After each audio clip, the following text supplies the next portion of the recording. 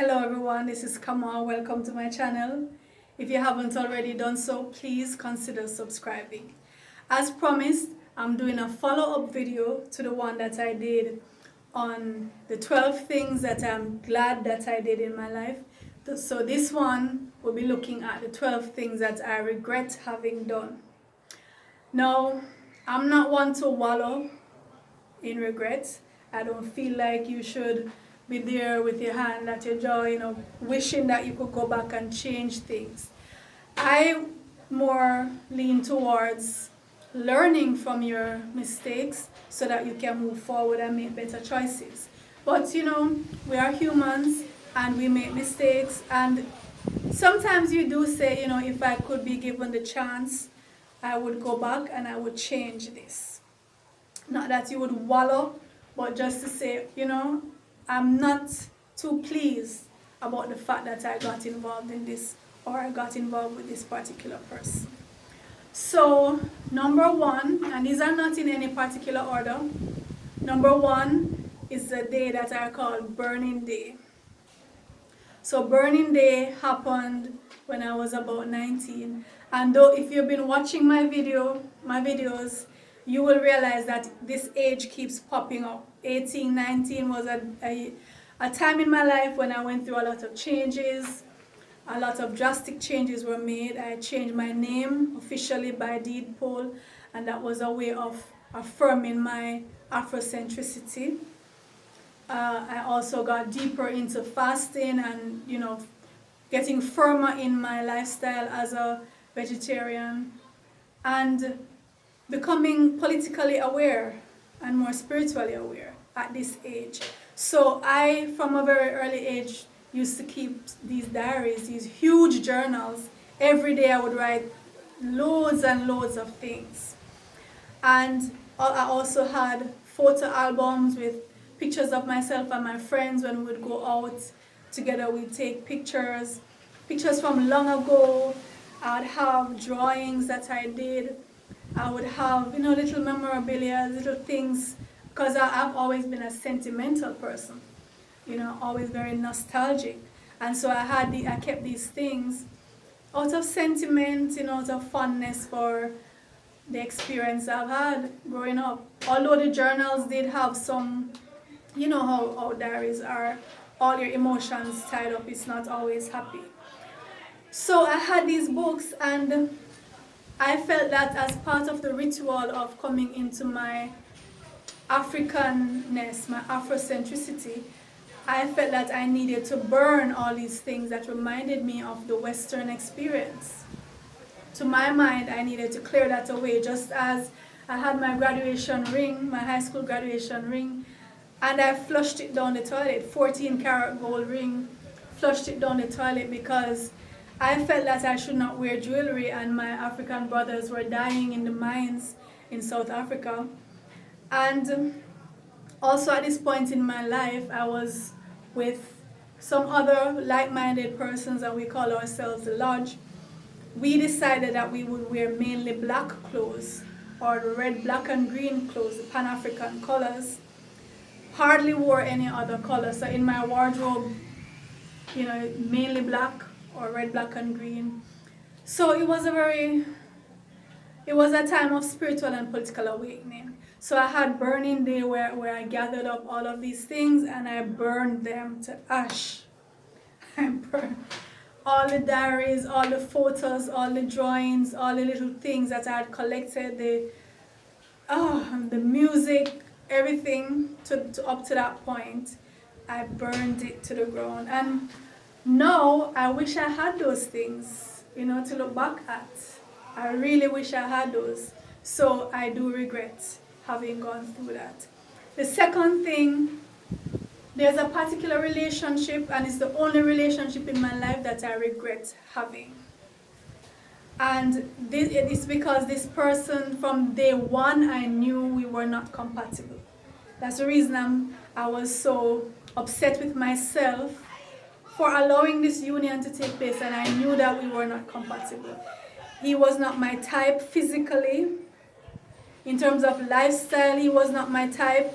He smoked, he drank, he was just not my type.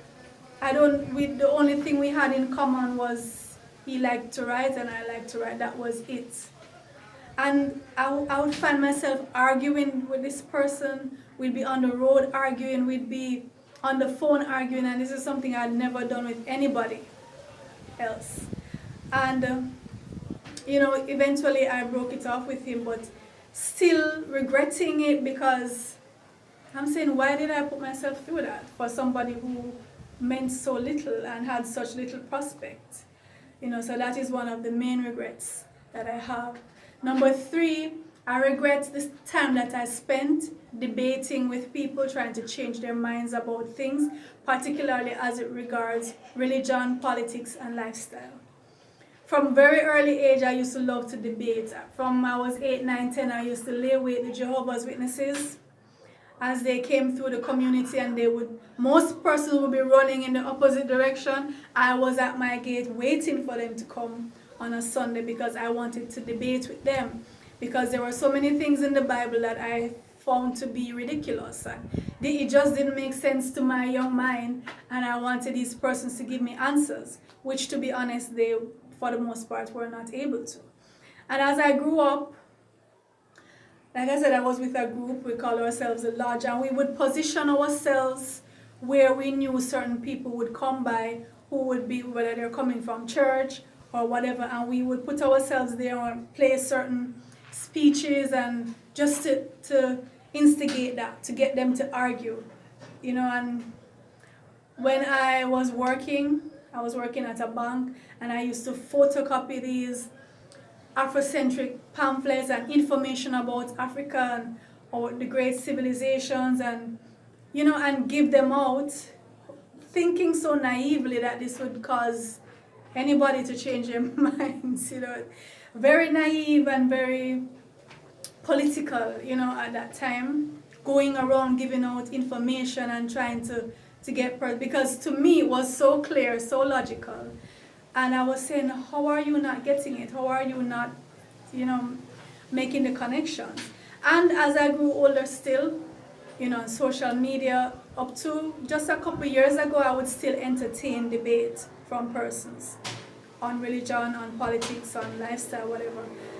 But what I realized was I would spend time writing out epistles, and the person would come back with an argument as if they did not even read what I wrote. They did not even process.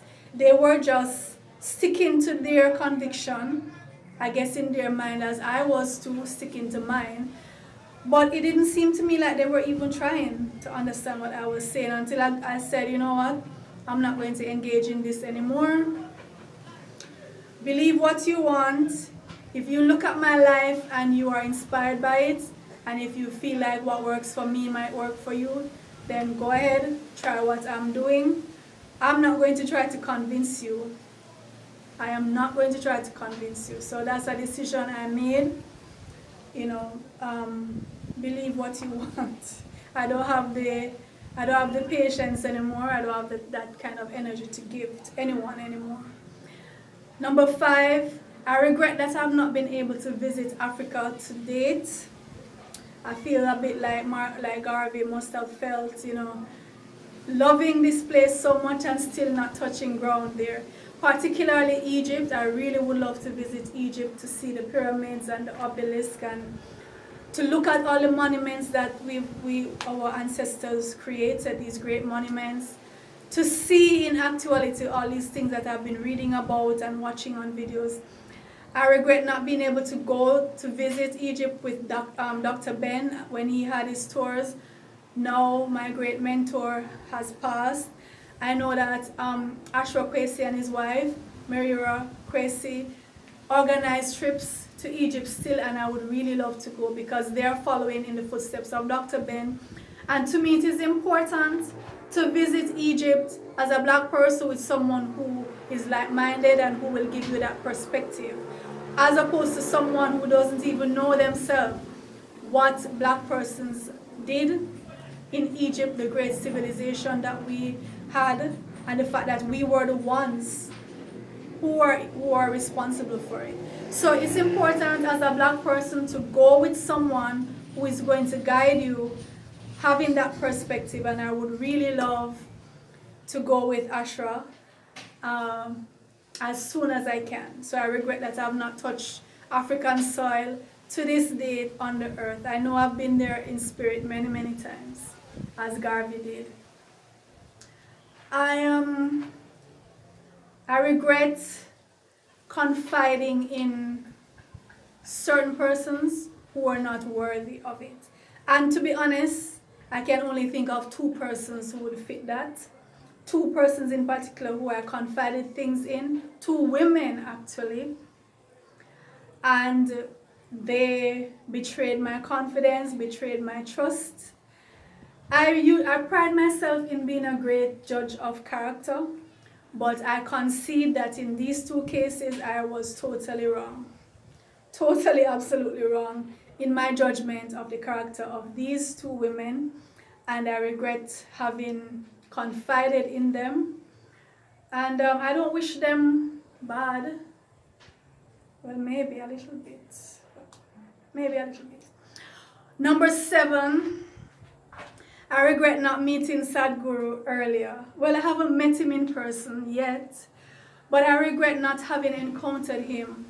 Now, for those who don't know, Sadhguru is an Indian guru, a mystic, and he's very well known around the world. He's very well known. He's considered one of the 50 most influential persons in India, and you know India has a lot of persons, and to be one of 50 most influential, that says a lot.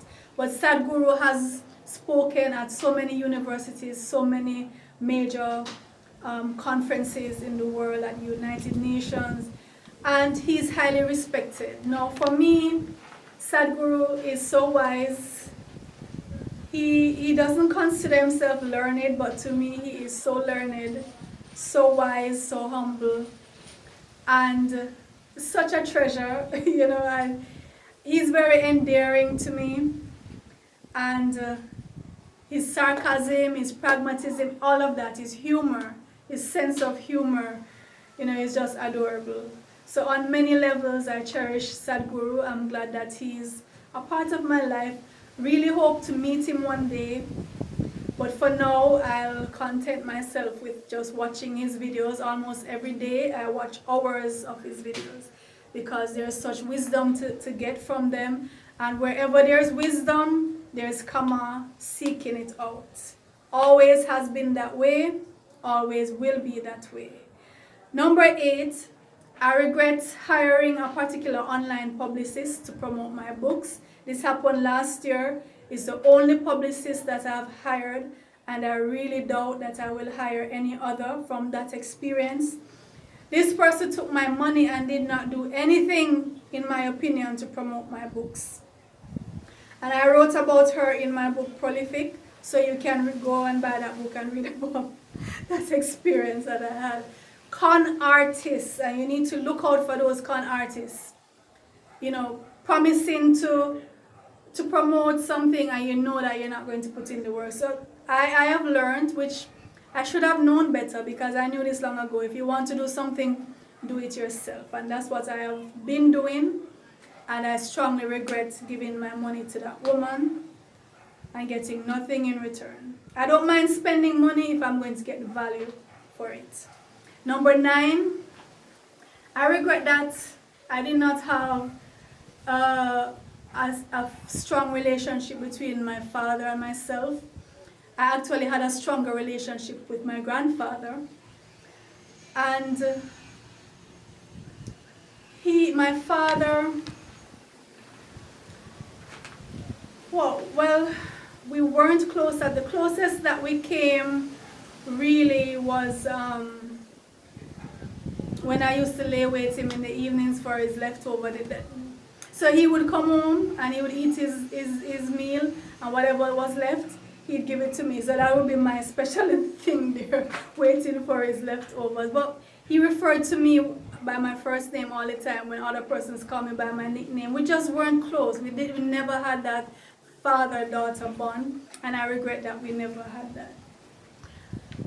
Next in line My grandparents, I regret that they passed on without me having any deep conversations with them, trying to gather information, because grandparents are such repositories of wisdom and knowledge. And when my grandma, we were so close, I was closer to my grandma and my grandfather than my mother and father. I called my grandfather daddy, right?